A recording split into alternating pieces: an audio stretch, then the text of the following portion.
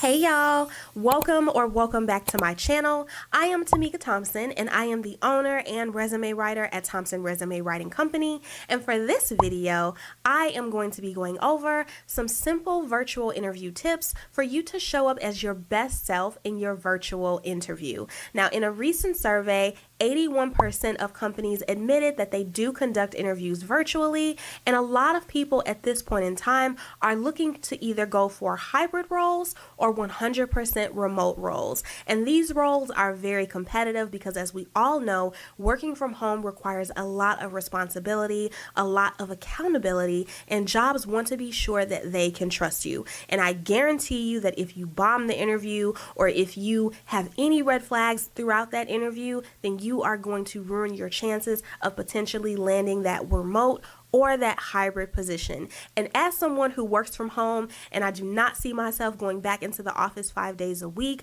I can honestly say that nailing my virtual job interview was really essential to helping me get my current position. So without further ado, I want to go ahead and give you all some top tips so that you show up as your best self, your best prepared, confident self on camera for your virtual interview. Without further ado, let's get right into it. Number one on this list, it sounds super simple, but I promise you it makes a world of a difference, and that is to make sure that you have a quality camera. When you are showing up for these virtual interviews, you want to make sure that your video quality is crisp, clear, and that they can see you. A blurry screen or a blurry image is not too favorable, and it may show that you may not be up to current technology standards or that you may not be very good with technology, which again for a virtual job is a big red flag. So to make sure that you have quality video as well as audio for your virtual interview, invest in a webcam. Now I know that most laptops and most computers come with a camera, but sometimes the resolution is a little off, or sometimes the image is a little grainy, or it's just not as clear as it could possibly be. You can pick up a webcam from Target, Best Buy, Walmart, pretty much wherever any electronics or technology devices are sold. I personally recommend this camera in particular. I purchased this camera right before I started my last job search to land my current job, and it has worked wonders. The audio is fantastic, the video is very crisp, and it also autocorrects any darkness. So I already have ring lights and I already have invested in lamps and lighting to make sure that my video is bright enough, but the webcam itself just naturally brightens the environment so that I appear even brighter on camera. And you can consider this an investment. It's always said that you have to spend money to make money, and this is not to say that you have to go out and break the bank, but you do have to be aware that you are going to have to purchase something, and a webcam is a good place to start.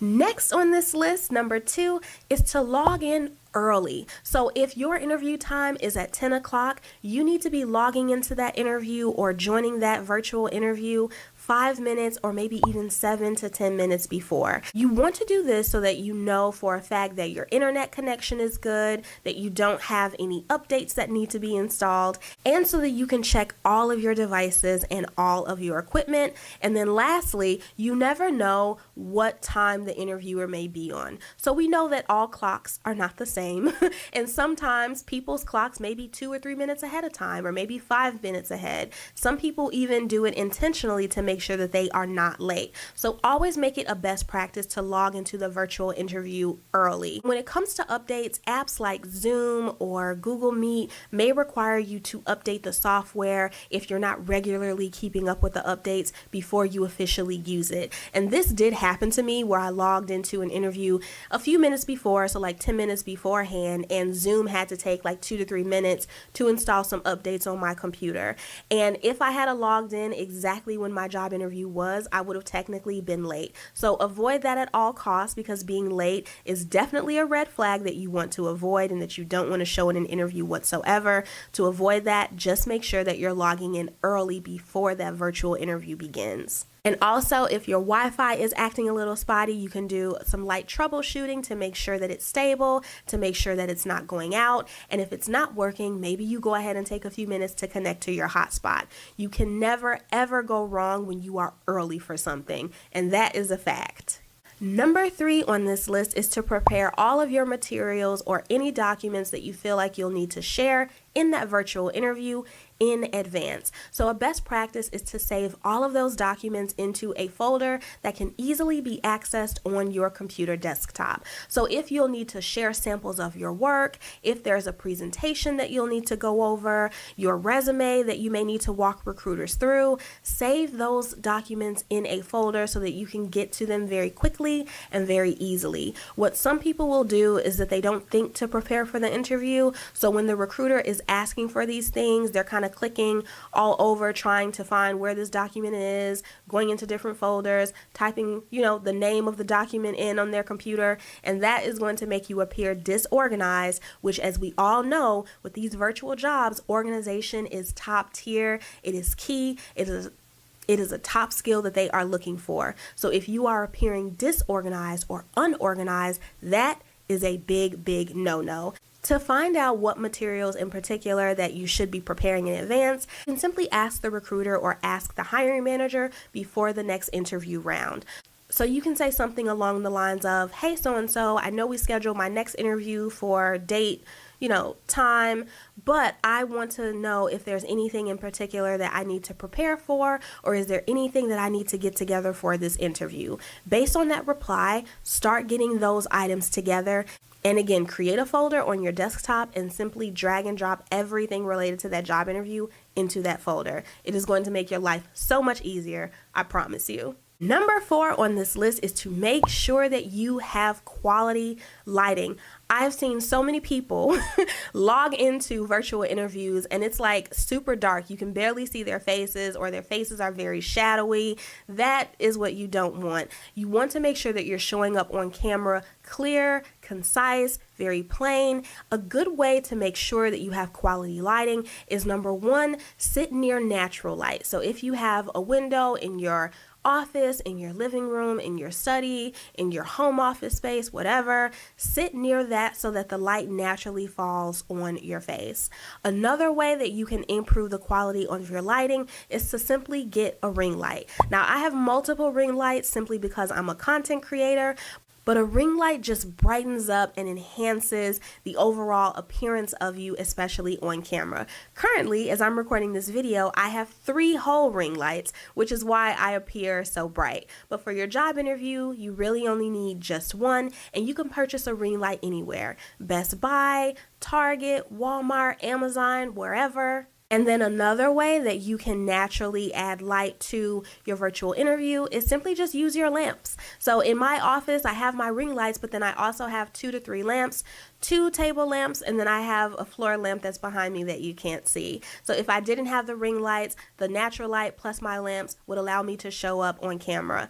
Make sure that you are not logging into a job interview with no lights on. They can barely see you. You look all like blacked out and shadowy and kind of ghosty like. That is a big no-no, because if you have meetings and when you're working collaboratively with your team members, they are probably going to have you show up on camera. And no one wants to see this shadowy dark figure in the corner of their screen. Like, what? There are way too many devices, and we've come way too far in terms of content creation and digital technology for you to show up on a virtual interview dark and blacked out. No. Number 5 on this list is to make sure that there is no background noise, or eliminate as much background noise as possible. Now, I know that this is tricky, especially if you may be living with someone, if you don't live on your own, if you're a stay-at-home parent, if you have multiple kids, if you have different people who may be working in the home from home at the same time. See if there's any way possible that you can find a quiet space or a quiet place to have this interview. I've seen so many people, or I've heard about so many people logging into an interview and there are people shouting in the background, there's horns that are blowing, like it's just entirely chaotic. I understand that sometimes background noise is something that we can't control. For example, myself, I actually live near a main street, so there's always noise going on. So sometimes when I have interviews, I would have them at a particular time in the day where I know it would be quiet, or I would just go to the library. If you feel as though your environment is not going to be quiet enough for a job interview, go someplace else where it is quiet. So again, a library, a cafe, maybe if there's a WeWork location that's near you. Maybe you head down to the basement to have your interview. Maybe you head over to a friend's house who doesn't work from home or who does live alone or who can let you borrow their space a little bit so you can knock out this interview. But try as much as you can to make sure that you do not have any unprofessional, loud noises in the background. Don't have the TV blaring. Don't have music playing in the background. Even if it is jazz music or even if you think it's really low, you have to understand that microphones pick up everything. When I say everything, everything. So do not have any noises in the background. Candy wrappers, pets, maybe put them in another room or feed them so that they're not making any noise. Whatever you have to do to make sure that the background is quiet and professional, because if it seems like you have a chaotic life on camera, that may be a deal breaker for the recruiter. And last on this list is to dress professionally, both top and bottom. We all saw at the very beginning of the pandemic how people were logging into interviews, logging into meetings with tops but no pants. Like people would get up to go get coffee or they would get up to go grab something and they thought that their camera was off and it turned out that they were in their underwear. Do not be that person. Mistakes happen, accidents happen. Sometimes we forget to, choose the video off option, or sometimes we think that the video off, but it's really on. To avoid all of that and to just be professional, dress professionally, top and bottom.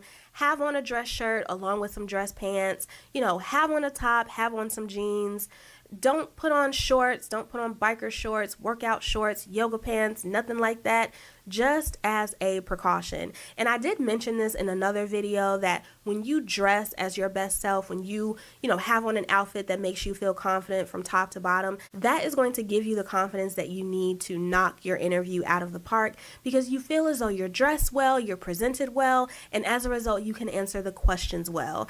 If you are in just a t-shirt and leggings, or, a dress shirt and a blazer and some leggings, you may feel a little bit more lax than you're supposed to. So to avoid that, please dress professionally, both top and bottom. Throw on some slacks, throw on a skirt, or put on a dress. Put on some jeans at the very least, to keep it casual, because I know most workplaces are casual at this point.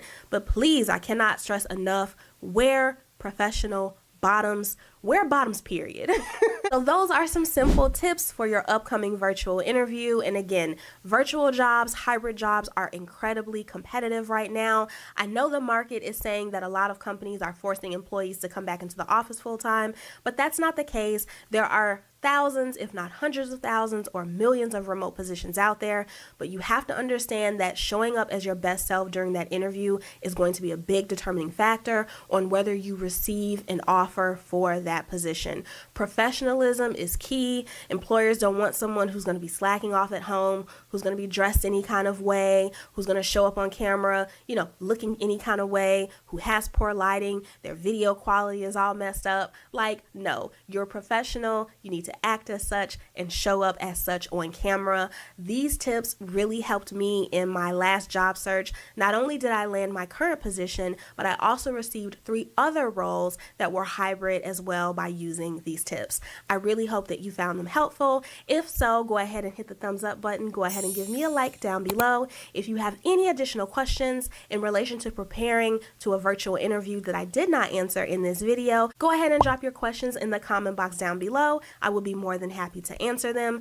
If you are a professional who needs assistance with your resume, maybe you realize that you don't have enough time to write your resume. Maybe you realize that writing is just not your strength, or maybe you're just not sure where to start and laying out your resume and trying to communicate your value is just way more than you can handle, I would be more than happy to assist you. At this point in my resume writing career, I've been writing resumes for about 10 years and I've written over 800 resumes thus far. My specialty is transforming bland, lackluster resumes into powerful selling tools that help career professionals land interviews 2 times faster in their job search. I am currently accepting clients. If you are interested in working with me and you would love to get started, please visit my website at www.thompsonresumes.com. For more career, resume, job search, and job interview tips from me, feel free to connect with me on social media. You can follow me on Instagram. My profile name is @_Mika Thompson, and you can also connect with me on LinkedIn. My LinkedIn profile name is Tamika Thompson. If you are watching this video but you are not subscribed to my YouTube channel, like why not? Go ahead and hit the subscribe button so that you can join my growing YouTube community and see more helpful videos like this. Thank you again so much for watching. Cheers to landing all of the virtual jobs in 2024 and beyond by using these tips, y'all. Bye.